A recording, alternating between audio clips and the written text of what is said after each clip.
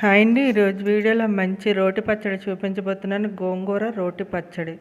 వేడి వేడి అన్నంలో ఈ పచ్చడి వేసుకొని తింటే సూపర్గా ఉంటుంది. ముందుగా గోంగూర 6 కట్టలు తీసుకొని క్లీన్ చేసి పక్కన పెట్టుకోవాలి. ఇప్పుడు పొయ్యి మీద ప్యాన్ పెట్టుకొని ఆయిల్ వేసి ఒక 20 ఎండుమిర్చి వేసుకోవాలి. కారాన్ని తగినట్టు వేసుకోండి. వేయించిన తర్వాత తీసి పక్కన పెట్టేసుకోవాలి. ఇప్పుడు అదే ప్యాన్లోని గోంగూర వేసేసుకోండి. గోంగూర బాగా వేగనివ్వాలన్నమాట. రుచికి సరిపడా ఉప్పు వేసేసుకొని ఇలా కొద్దిగా వాటర్ ఉన్నట్టుగా చూసుకోకుండా కొద్దిగా డ్రై అయిపోనివ్వండి. అయిపోయిన తర్వాత ఇప్పుడు రోట్లోని ఎండుమిర్చి కొద్దిగా జీలకర్ర వేసి మెత్తగా దంచుకోవాలి.